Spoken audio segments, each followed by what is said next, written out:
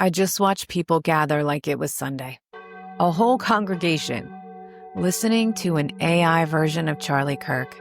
They sat there. Their eyes were locked. It was like it was church. That shook me.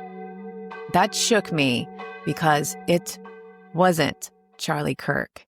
Yet someone used his likeness and fed his likeness words for the public consumption, like it was coming from Charlie Kirk. I'm Christi Chanelle, and this is Sassy Politics.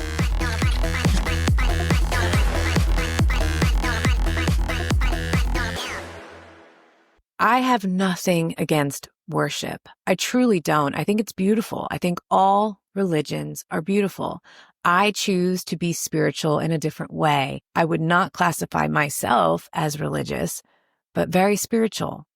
Now, having said that, it was like worship.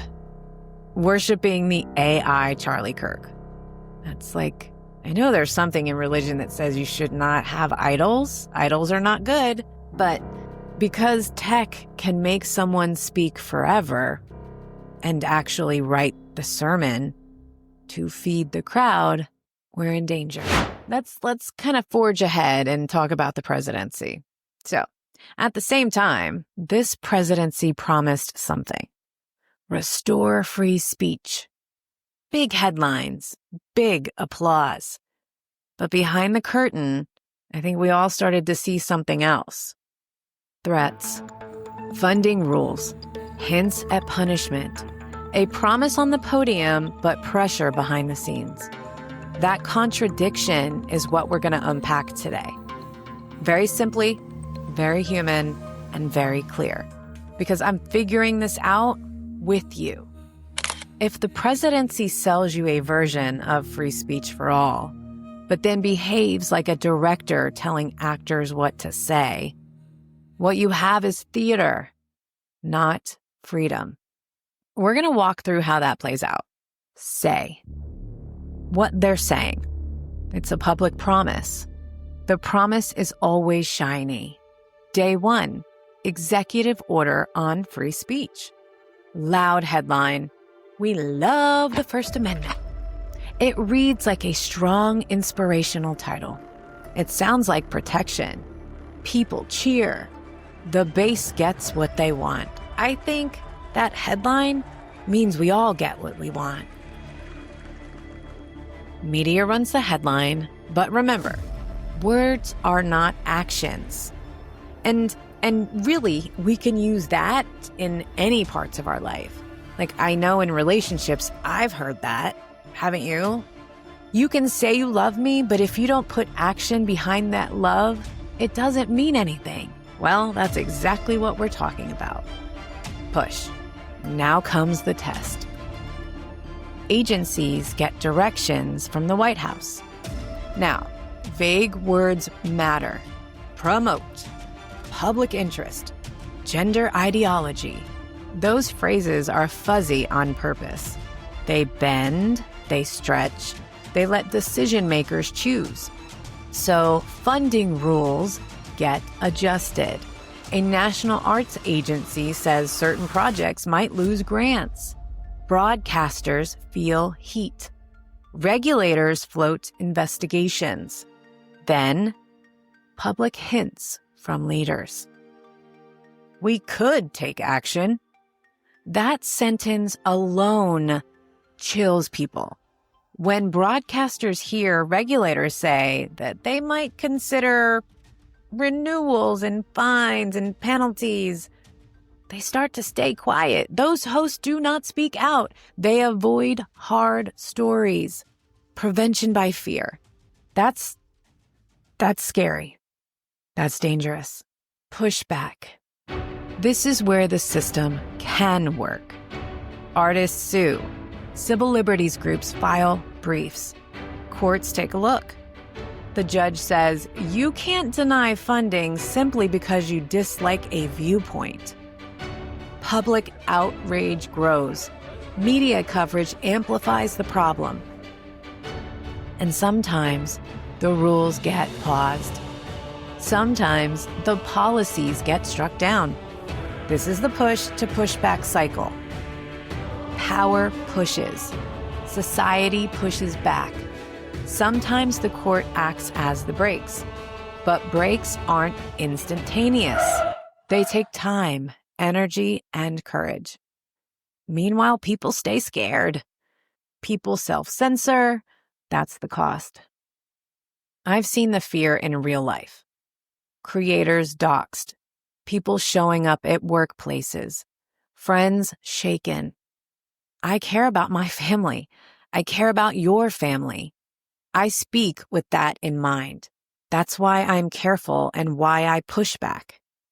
Because silence lets testing become a habit. Government said arts that promote a certain idea might lose funding. Artists sued. Court says that's viewpoint discrimination. Illegal. Artists won. Point. Words sounded like protection. The implementation looked like punishment. Courts fixed that one, but it took work. Host says something. Network responds. A regulator hints he could step in. People see the regulator's power and panic. When public officials suggest enforcement because they don't like speech, that's the moment broadcasting becomes political compliance. And once compliance becomes the norm, dissent shrinks. The voter side, redistricting, stealth candidates. There's another side to this fight, the ballot box. Maps are being redrawn to favor one party. And in some places, candidates run under a party label, but vote for another side's agenda. If you click straight party at the bottom without looking, you might help the very thing you oppose. I get it. We're busy. But voting informed is now an act of defense. Please spend a few minutes. It matters. Say, push, pushback, used as a narrative. Instead of a calendar, remember this flow. Say, loud promise to restore free speech. Push, vague rules, funding, pressure, regulatory hints. Pushback, artists sue, public outcry, judges rule. That's the arc we keep seeing. Say, push, pushback, and then repeat. Watch the push moments. That's where the fight is decided. I want to tell you something important. I've been pausing on some things because safety matters. I want to be honest with you. I'm not an IT person. I'm a speaker, a connector, an organizer. But I've talked to IT folks, and I've started building a security plan. I have someone on my team now who knows the tech side. That changes everything. I can move a little bit faster. It's not done yet, or it's almost there, but we're not fully there yet. Because I don't want to have to guess about safety. And this ties into the chain, our activist network. We're not just posting and hoping. We're building structure, protection, logistics, and support. If you've messaged me about wanting to help, this is where we plug you in. We'll have roles, amplifiers who speak, shields who protect, and leaders who coordinate. We are building a real infrastructure, not a fantasy. And that gives me courage to push harder. Listen, this is not a rehearsal. This is not a drill.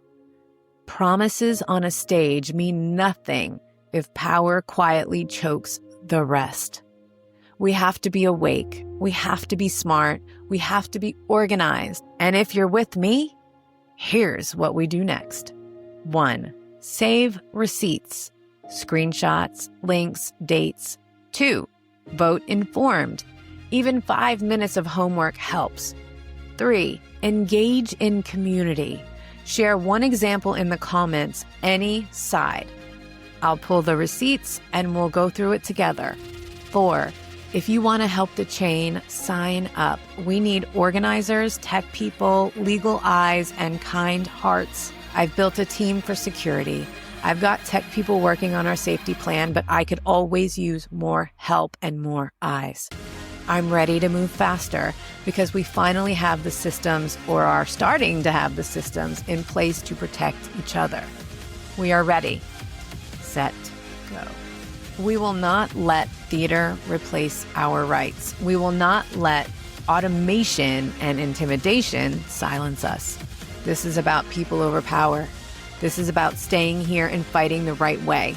So if you're tired of the half promises and the pressure, stand the hell up. Speak out. Subscribe on YouTube, join the chain, drop your example in the comments. I could use the help on the algorithm. And remember, we are not doing this for glory. We are doing this because we believe our country can and will be better. We are doing this for each other. So, let's start a revolution, baby.